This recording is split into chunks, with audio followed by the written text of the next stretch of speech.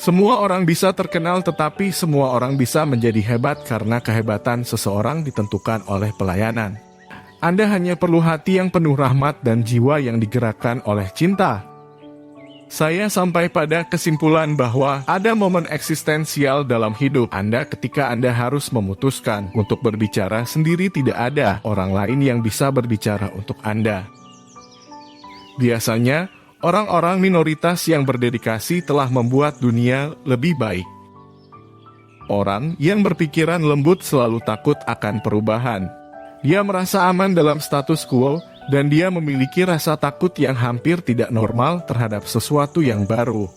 Baginya, rasa sakit terbesar adalah rasa sakit akan ide baru. Kita tidak bisa berjalan sendirian. Yang secara pasif menerima kejahatan sama terlibatnya dengan dia yang membantu melanggarnya. Dia menerima kejahatan tanpa memprotesnya, benar-benar bekerja sama dengan kejahatan itu sendiri. Tidak tertarik pada kekuasaan demi kekuasaan, tetapi saya tertarik pada kekuatan yang bermoral, itu benar dan itu baik. Kemajuan manusia tidak otomatis dan tidak terhindarkan.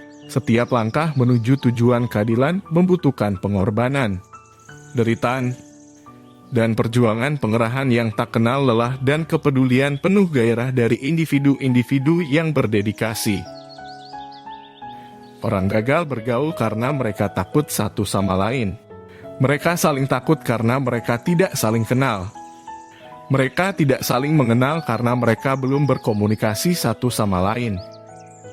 Saya menolak untuk menerima pandangan bahwa umat manusia secara tragis terikat dengan rasisme dan perang, tengah malam yang tak berbintang, sehingga fajar perdamaian dan persaudaraan yang cerah tidak pernah bisa menjadi kenyataan. Saya percaya bahwa kebenaran yang tidak bersenjata dan cinta tanpa syarat akan memiliki kata akhir.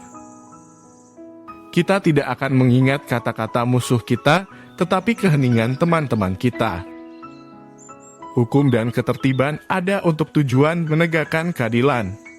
Dan ketika mereka gagal dalam tujuan ini, mereka menjadi bendungan berbahaya yang terstruktur yang menghalangi aliran kemajuan sosial. Kita harus belajar hidup bersama sebagai saudara atau binasa bersama sebagai orang bodoh. Kapitalisme tidak memungkinkan aliran sumber daya ekonomi yang merata. Dengan sistem ini, sejumlah kecil orang istimewa semakin kaya tanpa sadar, dan sisanya pasti menderita di garis kemiskinan pada tingkat tertentu. Begitulah cara sistem bekerja. Karena kita tahu bahwa sistem tidak akan mengubah aturan, maka kitalah yang harus mengubah sistem. Kekuatan ilmiah kita telah melampaui kekuatan spiritual kita telah mengarahkan peluru kendali dan orang-orang yang salah arah. Kita harus melihat bahwa tujuan yang kita cari adalah masyarakat yang damai dengan dirinya sendiri, masyarakat yang bisa hidup dengan hati nuraninya. Aku bermimpi bahwa suatu hari anak laki-laki dan perempuan kulit hitam akan berpegangan tangan dengan anak laki-laki dan perempuan kulit putih. Apa yang salah di dunia saat ini adalah bahwa bangsa-bangsa di dunia terlibat dalam konteks kepahitan dan supremasi untuk mendapatkan supremasi. Saya bermimpi bahwa 4 anak kecil saya suatu hari akan hidup di sebuah negara di mana mereka tidak akan dihakimi oleh warna kulit mereka, tetapi oleh isi karakter mereka. Prinsip pertahanan diri, bahkan yang melibatkan senjata dan pertumpahan darah, tidak pernah dikutuk, bahkan oleh Gandhi. Dia yang tidak memiliki kekuatan untuk mengampuni tidak memiliki kekuatan untuk mencintai. Saya percaya bahwa kebenaran yang tidak bersenjata dan cinta tanpa syarat akan memiliki kata akhir dalam kenyataan. Inilah sebabnya mengapa kebenaran untuk sementara dikalahkan, tapi lebih kuat dari kemenangan si jahat. Dia akan ada kekecewaan yang mendalam ketika tidak ada cinta yang mendalam. Kita harus mengembangkan dan mempertahankan kapasitas untuk memaafkan. Barang siapa yang tidak memiliki kekuatan untuk mengampuni, ia tidak memiliki kekuatan untuk mencintai. Akan selalu ada sisi baik yang ada di setiap pribadi masing-masing orang. Ada yang baik di antara yang terburuk dari kita dan ada yang jahat di antara yang terbaik dari kita. Ketika kita menemukan ini, rasa benci kita cenderung berkurang terhadap musuh kita. Aku telah memutuskan untuk tetap mengasihi, membenci adalah beban yang terlalu berat untuk ditanggung. Non-kekerasan adalah komitmen tetap terhadap cara mencintai. Cinta bukanlah pesta emosional, cinta bukanlah sentimentalisme kosong. Cinta adalah pencurahan secara nyata dari satu makhluk ke makhluk lainnya. Manusia harus berevolusi dari semua konflik antar manusia dengan metode yang menolak pembalasan, dendam, dan agresi. Dasar dari metode semacam itu adalah cinta. Tidaklah cukup untuk mengatakan bahwa kita tidak boleh berperang, sangat penting untuk mencintai perdamaian dan berkorban untuk mencapai perdamaian. Jika Anda tidak bisa terbang, maka berlarilah. Jika Anda tidak bisa lari, maka berjalanlah. Jika Anda tidak bisa berjalan, maka merangkaklah. Tetapi apapun yang Anda lakukan, Anda harus terus bergerak maju. Hanya dalam kegelapanlah Anda bisa melihat bintang-bintang. Jangan sampai ada orang yang merendahkan Anda hingga Anda membencinya. Ada saatnya seseorang harus mengambil posisi yang tidak aman, tidak politis, atau populer, tetapi dia harus mengambilnya karena hati nuraninya mengatakan kepadanya bahwa itu benar. Semua orang bisa menjadi hebat, karena siapapun bisa melayani. Anda tidak perlu memiliki gelar sarjana untuk melayani. Anda tidak perlu membuat subjek dan kata kerja Anda setuju untuk dilayani. Anda hanya perlu hati yang penuh rahmat, jiwa yang digerakkan oleh cinta. Tidak ada yang benar-benar tahu mengapa mereka hidup sampai mereka tahu untuk apa mereka mati. Seseorang tidak akan mau mati untuk sesuatu yang tidak cocok untuk hidup. Kita harus membangun tanggul keberanian untuk menahan derasnya rasa takut.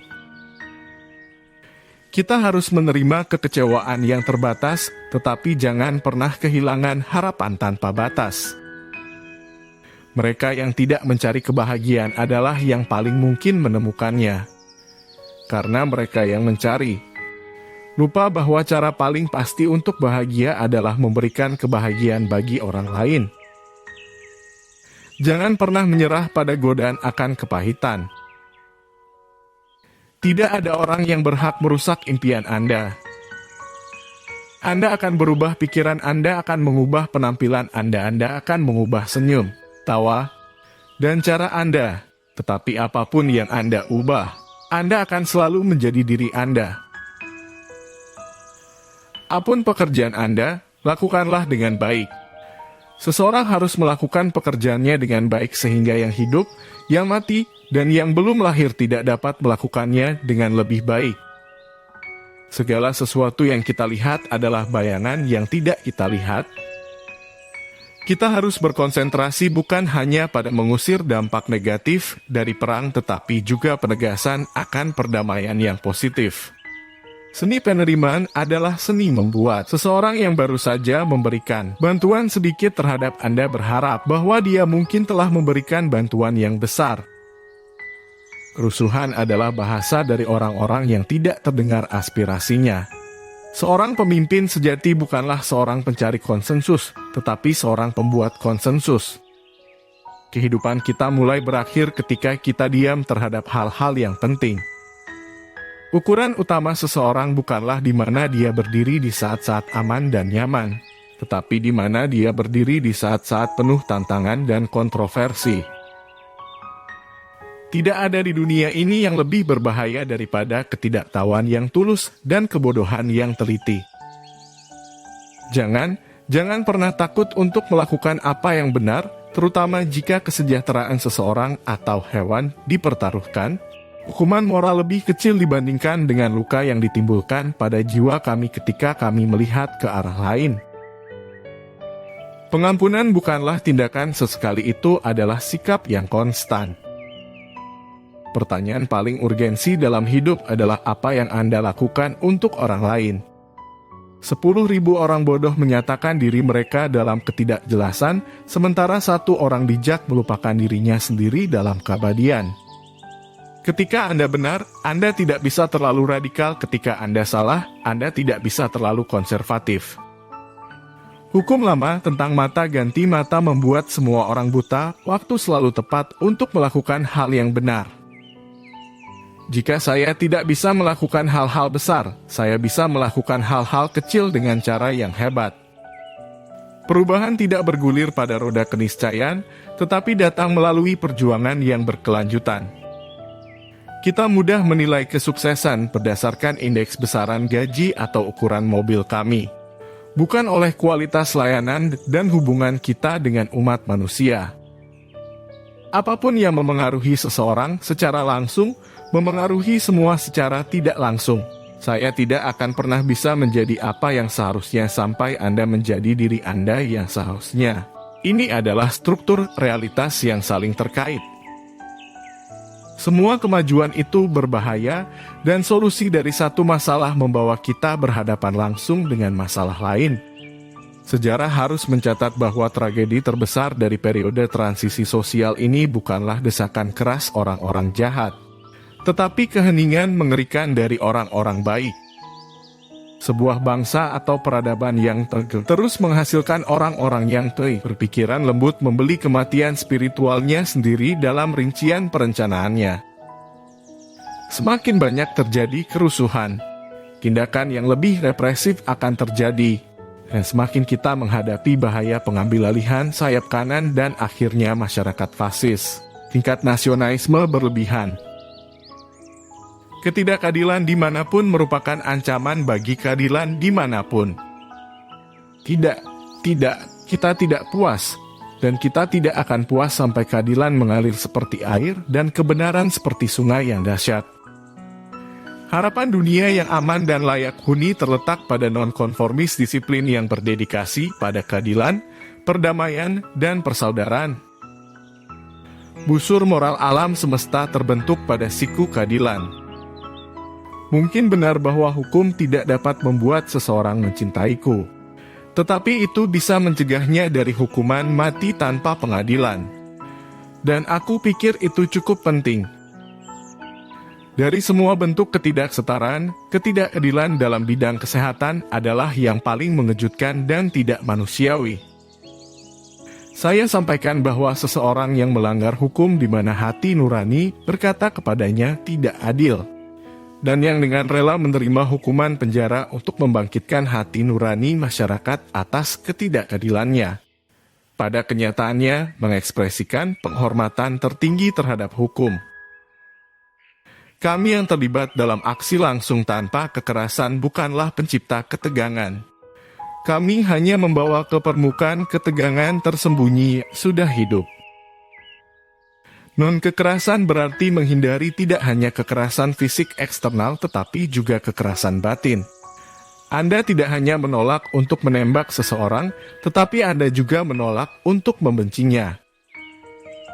Pada pusat anti-kekerasan terdapat prinsip cinta.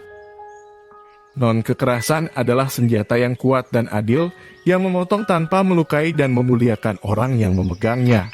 Itu adalah pedang yang menyembuhkan. Kekerasan sebagai cara untuk mencapai keadilan rasial tidak praktis dan tidak bermoral. Saya tidak lengah dari kenyataan bahwa kekerasan seringkali membawa hasil sesaat. Bangsa-bangsa sering memenangkan kemerdekaan mereka dalam pertempuran. Namun terlepas dari kemenangan sementara, kekerasan tidak pernah membawa perdamaian yang permanen. Dan rakyat dunia melalui cara-cara tanpa kekerasan bukanlah tidak masuk akal atau tidak mungkin tercapai. Semua metode lain gagal. Jadi kita harus memulai dari yang baru. Non-kekerasan adalah titik awal yang baik. Kita yang percaya pada metode ini bisa menjadi suara nalar, kewarasan, dan pengertian di tengah suara-suara kekerasan, kebencian, dan emosi. Kita dapat dengan baik menetapkan suasana damai melalui sistem perdamaian dapat dibangun. Mengembalikan kebencian akan kembali melipat gandakan kebencian, menambah kegelapan yang lebih dalam pada malam tanpa bintang. Kegelapan tidak bisa mengusir kegelapan, hanya cahaya yang bisa melakukan itu. Benci tidak bisa mengusir kebencian, hanya cinta yang bisa melakukannya. Kebencian memperbanyak kebencian, kekerasan melipat gandakan kekerasan, dan ketangguhan melipat gandakan ketabahan dalam spiral kehancuran yang menurun. Manusia harus mengakhiri perang atau perang akan mengakhiri umat manusia. Jika kekejaman perbudakan tidak bisa menghentikan kita, oposisi yang kita hadapi sekarang pasti akan gagal. Karena tujuan Amerika adalah kebebasan, disalahgunakan dan dicemooh. Oleh sebab itu, takdir kita terikat dengan takdir Amerika. Kita bukan pembuat sejarah, kita dibentuk oleh sejarah. Petir tidak bersuara hingga ia menyambar. Setiap orang harus memutuskan apakah dia akan berjalan dalam terang altruisme, kepedulian kepada orang lain, atau dalam kegelapan egoisme yang merusak. Pengetahuan menyelidiki agama menafsirkan. Sains memberi manusia pengetahuan yang merupakan kekuatan, agama memberi manusia kebijaksanaan yang merupakan kendali. Sains berkaitan dengan fakta, agama berkaitan dengan nilai-nilai. Keduanya tidak saling bersaing. Kita harus menggunakan waktu secara kreatif dengan pengetahuan bahwa waktu selalu tepat untuk melakukan yang benar. Tidak ada yang lebih tragis daripada menemukan seseorang terjebak dalam panjangnya kehidupan tanpa akhir. Properti dimaksudkan untuk melayani kehidupan. Dan tidak peduli seberapa besar kita mengelilinginya dengan hak dan rasa hormat. Properti itu tidak memiliki pribadi. Properti adalah bagian dari bumi yang dilalui manusia. Properti bukanlah manusia. Fungsi pendidikan adalah mengajar seseorang untuk berpikir secara intensif dan berpikir secara kritis. Kecerdasan ditambah karakter, itulah tujuan pendidikan sejati. Kita semua mungkin datang dengan tujuan yang berbeda, tetapi kita berada di tujuan yang sama sekarang. Semua pekerjaan yang mengangkat nilai kemanusiaan memiliki martabat serta kepentingan dan harus dilakukan dengan kerja keras penuh. Seorang individu belum mulai hidup sampai ia dapat melampaui batas sempit dari rasa individualistisnya dengan prihatinan yang lebih luas pada semua umat manusia. Jarang sekali kita menemukan pria yang rela terlibat dalam pemikiran yang keras dan rumit. Ada pencarian yang hampir universal untuk jawaban mudah dan solusi setengah matang. Tidak ada yang lebih menyakitkan daripada mereka yang harus berpikir untuk mencari solusi. Setiap orang hidup dalam dua bidang, internal dan eksternal. Internal terdiri dari bidang tujuan spiritual diekspresikan dalam seni, sastra, moral, dan agama. Eksternalnya adalah perangkat, teknik, mekanisme, dan alat yang rumit yang kita jalani. Pemahaman dangkal dari orang-orang yang beritikat baik lebih membuat frustrasi daripada kesalahpahaman dari orang-orang yang beritikat buruk. Ada saatnya ketika orang bosan dengan hari kemilau matahari di bulan Juli dan ingin menikmati dinginnya musim dingin di bulan November yang menusuk. Bukan umur panjang, tapi kualitas dari kehidupan seseoranglah yang terpenting. Kebohongan tidak akan bisa bertahan. Masa lalu adalah ramalan yang menegaskan dengan keras bahwa perang adalah pahat yang buruk untuk mengukir masa depan yang penuh damai. Atasan kerusuhan, selain pertanyaan moral, adalah bahwa mereka tidak bisa menang dan para partisipan mengetahuinya. Karenanya, kerusuhan tidak revolusioner tetapi reaksioner karena mengundang kekalahan. Ini melibatkan katarsis, teknik menyalurkan emosi, emosional, tetapi harus diikuti oleh rasa kesia-siaan. Cinta adalah satu-satunya kekuatan yang mampu mengubah musuh menjadi teman.